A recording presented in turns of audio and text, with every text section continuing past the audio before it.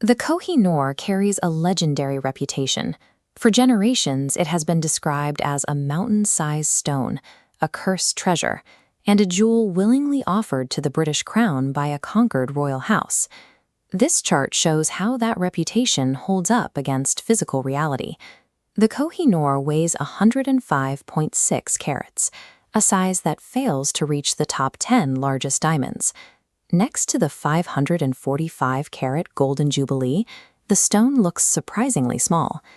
The accounts of a king gifting it away, or the stories of a spy-like turban swap, face a similar problem.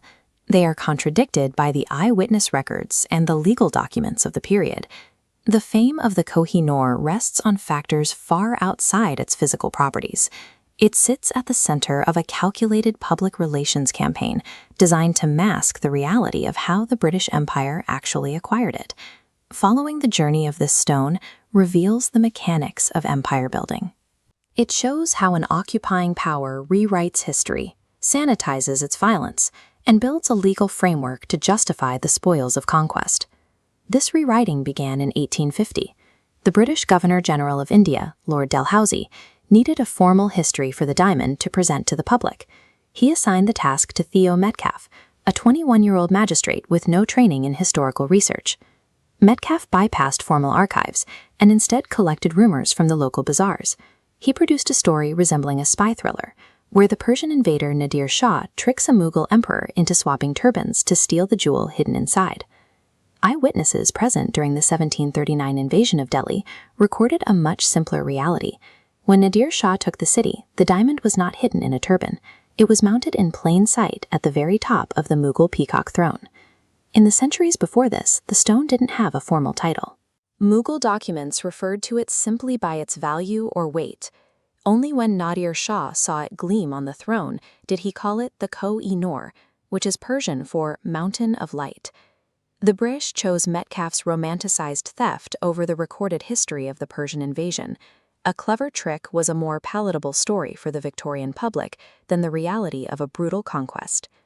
The most persistent myth involves the fall of the Sikh Empire in 1849. The popular version of the story claims the Maharaja willingly offered the stone to the British as a gift. Historical records describe a different process. Lord Dalhousie separated the 10-year-old Maharaja Dalip Singh from his mother, placed her under arrest, bringing the boy before British officers and a line of heavy artillery. Under this military pressure, the child was made to sign the Treaty of Lahore. This document was designed to frame a military seizure as a formal transfer. Examining the text, the words gift or present are missing. Instead, Article 3 explicitly demands the gem be surrendered to the Queen. Forcing a child king to sign a document at gunpoint is a clear act of extortion. The naval ship carrying it was struck by a deadly cholera outbreak and caught in a terrifying 12-hour ocean storm that nearly sank the vessel. The monarchy leaned into these rumors, establishing a rule that only queens could wear the Koh-i-Noor, ostensibly to protect male kings from its bad luck. This strategy successfully rebranded the diamond. By moving it into the category of women's jewelry, the monarchy replaced a violent history of male conquest with the image of a mystical, innocent royal heirloom. This century of spin has resulted in a modern diplomatic deadlock. Because the diamond was seized and traded across crumbling borders for centuries, 4 nations, Pakistan, Afghanistan, Iran, and India, all maintain claims of ownership. India has made repeated requests for the stone's return. However, in 2016, the Indian government's own Solicitor General noted that because of the 1849 treaty, the diamond was not technically stolen, but legally surrendered. This admission highlights the effectiveness of Dalhousie's original legal strategy. Modern antiquity laws require proof of illegal export. By using a formal treaty, the British Empire ensured that any future legal claim for its return would be nearly impossible to win.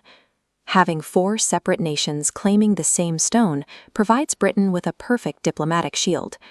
As long as there is no single undisputed owner to return it to, the diamond remains securely in the Tower of London. The history of the Koh-i-Noor bypasses magic and curses. It stands as a stark reminder that whoever holds the military power dictates the law. Whoever wins the battle writes the myth.